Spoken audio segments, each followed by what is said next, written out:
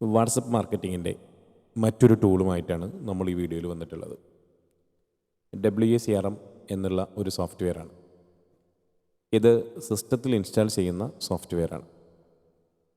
എങ്ങനെയാണ് ഈ ഒരു സോഫ്റ്റ്വെയർ എന്നുള്ളതിനെക്കുറിച്ചുള്ള വീഡിയോയാണ്. അതെങ്ങനെയാണ് ഉപയോഗിക്കുക എന്നുള്ളതാണ് ഈ വീഡിയോയിൽ നമ്മൾ കാണിക്കുന്നത്. ഇൻസ്റ്റാൾ ചെയ്യുന്നതിന് വേണ്ടി നിങ്ങൾക്ക് ലഭിച്ചിട്ടുള്ള ഈ ഒരു ഫയല് ഡബിൾ ക്ലിക്ക് ചെയ്ത് ഓപ്പൺ ചെയ്യുക. ആവശ്യമായിട്ടുള്ള ഭാഗങ്ങളിലേക്ക് ടിക്കറ്റ് കൊടുത്ത് സോഫ്റ്റ്വെയർ ഇൻസ്റ്റാൾ ചെയ്യുക. നോർമലി നമ്മളെങ്ങനെയാണോ ഒരു സോഫ്റ്റ്വെയർ ഇൻസ്റ്റാൾ ചെയ്യുന്നത് സെയിം അതേ രീതിയിൽ തന്നെ ഇൻസ്റ്റാൾ ചെയ്യുക. വിൻഡോ ക്ലോസ് ചെയ്യുക. സമയം ഇവിടെ സോഫ്റ്റ്വെയർ വന്നിട്ടുണ്ടാവും. ഇതാണ് നമ്മുടെ സോഫ്റ്റ്വെയർ. ഈ ഒരു ഐക്കൺ ആയിരിക്കും ഉണ്ടാവുക.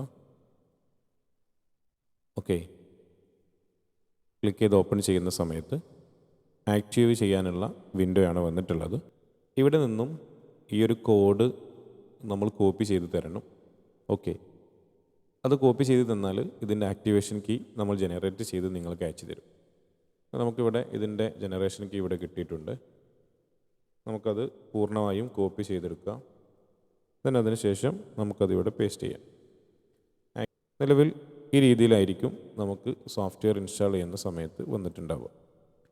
അപ്പോൾ ആദ്യം ഇവിടെ നമുക്ക് ഏതാണോ ലിങ്ക് ചെയ്യേണ്ടത് വെച്ചാൽ ആ വാട്സപ്പ് നമുക്കിവിടെ ലിങ്ക് ചെയ്ത് കൊടുക്കാം. ഒരു പേര് കൊടുത്തതിന് ശേഷം ആഡ് കൊടുക്കുക. നോർമൽ നമ്മളെങ്ങനെയാണോ നേരത്തെ സോഫ്റ്റ്വെയറുകളിലൊക്കെ വാട്സപ്പ് ലിങ്ക് ചെയ്തിരുന്നത് അതേ രീതിയിൽ വാട്സപ്പ് ഇവിടെ ലിങ്ക് ചെയ്യണം. നമുക്ക് നമ്മുടെ വാട്സപ്പ് ഒന്ന് ലിങ്ക് ചെയ്യാം.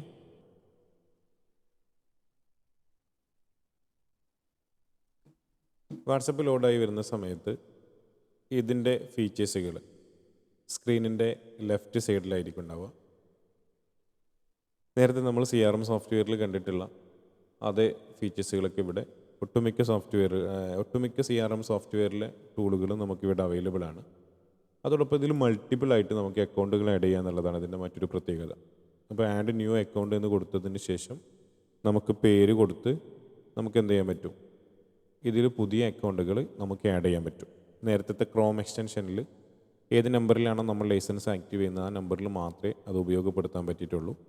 പക്ഷെ പുതിയൊരു വെർഷനിൽ, അതായത് നമ്മൾ ഈ ചെയ്തിട്ടുള്ള ഈ ഒരു സോഫ്റ്റ്വെയറിൽ നമുക്കൊന്നിലധികം അക്കൗണ്ടുകൾ ഒരേ സമയം ആഡ് ചെയ്യാൻ പറ്റും. ഓക്കെ, ഇനി നമുക്കിവിടെ ചാറ്റ് ഫിൽറ്റേഴ്സ് എന്നുള്ളതിൽ നേരത്തെ നമ്മൾ കണ്ടതുപോലെയുള്ള ഹെഡുകൾ നമുക്കിവിടെ അവൈലബിൾ ആയിട്ടുണ്ടാവും. രണ്ടാമത്തെ ഓപ്ഷൻ അതിൽ ബ്രോഡ്കാസ്റ്റ് മെസ്സേജാണ്. ബ്രോഡ്കാസ്റ്റ് മെസ്സേജ് ആയിരുന്നു നമ്മുടെ സോഫ്റ്റ്വെയറിൽ ഉണ്ടായിരുന്നത്, ബൾക്കായിട്ട് മെസ്സേജ് അയക്കാനുള്ളത്. അതിലുണ്ടായിരുന്ന ഓപ്ഷൻ ഒന്ന് കോൺടാക്റ്റ്, ആ കോൺടാക്റ്റ് ഓപ്ഷൻ ഇവിടെ ഉണ്ട്. മറ്റൊന്ന് ലാബിൽ, നമ്മുടെ ബിസിനസ് വാട്സപ്പിൽ ലാബിലുകൾ മെസ്സേജ് അയക്കാനുള്ള ഓപ്ഷൻ. മൂന്നാമത്തത് ഗ്രൂപ്പ് മെമ്പേഴ്സ്, ഏതെങ്കിലും ഗ്രൂപ്പിലെ കോൺടാക്റ്റുകളിലേക്ക് മെസ്സേജ് അയക്കാനുള്ള ഓപ്ഷനാണ്. നാലാമത്തത് ഗ്രൂപ്പുകളിലേക്ക് മെസ്സേജ് അയക്കാനുള്ള ഓപ്ഷനാണ്. അഞ്ചാമത്തത് എക്സൽ ഫയലിലെ ഡാറ്റകളിലേക്ക് മെസ്സേജ് അയക്കാനുള്ള ഓപ്ഷനാണ്. ഓക്കെ, ഇത്രയും ഓപ്ഷനുകൾ ഈ ബ്രോഡ്കാസ്റ്റിൻ്റെ ഭാഗത്തുണ്ടായിരിക്കും.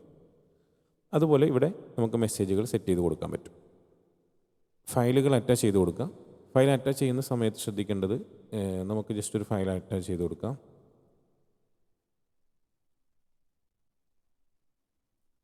ഈ ഫയൽ അറ്റാച്ച് ചെയ്യുന്ന സമയത്ത് ഈ ടെക്സ്റ്റിന് കൂടെ തന്നെയാണ് ഈ ഒരു അറ്റാച്ച് വരേണ്ടതെങ്കിൽ ഈ ഒരു കോളത്തിൽ ടിക്കറ്റ് കൊടുക്കണം. മീൻസ് ഇമേജോട് കൂടെയാണ് അറ്റാച്ച് ചെയ്തുകൊണ്ട് ടെക്സ്റ്റ് വരേണ്ടത് എന്നുണ്ടെങ്കിലാണ് ഈ രീതിയിൽ കൊടുക്കേണ്ടത്. ആദ്യം ഇമേജ്, അതോടുകൂടെ തന്നെ ടെക്സ്റ്റ് വരുന്ന രീതിയിൽ.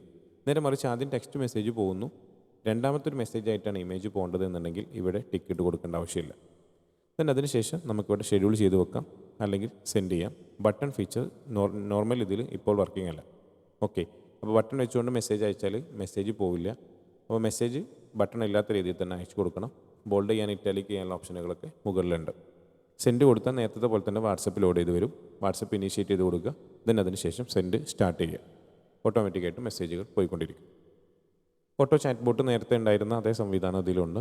ചാറ്റ് ബോട്ട് നമുക്കവിടെ സെറ്റ് ചെയ്ത് കൊടുക്കാൻ പറ്റും. നേരത്തെ സോഫ്റ്റ്വെയറിലില്ലാത്ത കുറച്ച് ഫീച്ചേഴ്സുകളൊക്കെ ഇതിലുണ്ടായിരിക്കും. പിന്നെ ക്വിക്ക് റീപ്ലൈ എന്നുള്ളൊരു ഓപ്ഷൻ ഇവിടെ ഉണ്ട്. പിന്നെ ഡാറ്റകൾ എക്സ്ട്രാക്ട് ചെയ്തെടുക്കാനുള്ള ഓപ്ഷൻ ഉണ്ട്. ചാറ്റ് ലിസ്റ്റിൽ നിന്നും, ഒരു ഗ്രൂപ്പിൽ നിന്ന്, ലാബിൽ നിന്നും, അതുപോലെ തന്നെ കോൺടാക്റ്റിൽ നിന്നൊക്കെ നമുക്ക് ഡാറ്റകൾ ഗ്രാബ് ചെയ്തെടുക്കാനുള്ള ഓപ്ഷൻ സോഫ്റ്റ്വെയറിൽ അവൈലബിൾ ആണ്. വാട്സപ്പ് നമ്പർ ഫിൽട്ടർ, നമ്മുടെ ഒരുപാട് നമ്പറുകൾ ഉണ്ടെങ്കിൽ ആ നമ്പറിലെല്ലാം ചിലപ്പോൾ വാട്സപ്പ് ഉണ്ടായിക്കോണമെന്നില്ല. അതുകൊണ്ട് വാട്സപ്പ് ഉള്ളതും ഇല്ലാത്തതുമായിട്ടുള്ള അക്കൗണ്ടുകളെ കണ്ടെത്താൻ പറ്റും. അതിനുശേഷം ഗ്രൂപ്പ് യൂട്ടിലിറ്റീസ് എന്ന് പറയുന്ന ഒരു ഓപ്ഷൻ ഇവിടെ ഉണ്ട്. പിന്നെ ടൂളുകളിൽ നേരത്തെ നമ്മൾ കണ്ടിട്ടുള്ള അതേ ടൂളുകൾ തന്നെ, നേരത്തെ ബ്ലർ മെസ്സേജ് അടക്കമുള്ള ടൂളുകൾ ലിങ്ക് ജനറേറ്റ് ചെയ്യാനുള്ള ഓപ്ഷനൊക്കെ നമ്മൾ കണ്ടിട്ടുണ്ടായിരുന്ന സോഫ്റ്റ്വെയർ, ആ സോഫ്റ്റ്വെയറിൻ്റെ ഫീച്ചേഴ്സുകളൊക്കെ ഇവിടെയും വരുന്നുണ്ട്. ഇനി നമ്മൾ ഒന്നിലധികം അക്കൗണ്ടുകൾ ഓപ്പൺ ചെയ്ത് വെച്ചാൽ ഇപ്പോൾ നമുക്കിവിടെ കാണാൻ പറ്റും, നമ്മൾ നേരത്തെ ടെസ്റ്റ് എന്ന് അടിച്ചത് നമുക്കിവിടെ കാണാം. രണ്ടാമത്തെ ഒരു അക്കൗണ്ട് ഇവിടെ ലോഗിൻ ചെയ്തിട്ടുണ്ടെങ്കിൽ ആ അക്കൗണ്ട് നമുക്കിവിടെ കാണാം. മൂന്നാമത്തുണ്ടെങ്കിൽ ഇതേ രീതിയിൽ നമുക്കിങ്ങനെ അക്കൗണ്ടുകൾ ഇവിടെ വിസിബിൾ ആയിട്ടുണ്ടാവും. ഓക്കെ, സെറ്റിങ്സിൽ വന്നാൽ നമ്മുടെ ലൈസൻസുമായി ബന്ധപ്പെട്ട കാര്യങ്ങൾ നമുക്കിവിടെ ചെക്ക് ചെയ്യാൻ പറ്റും.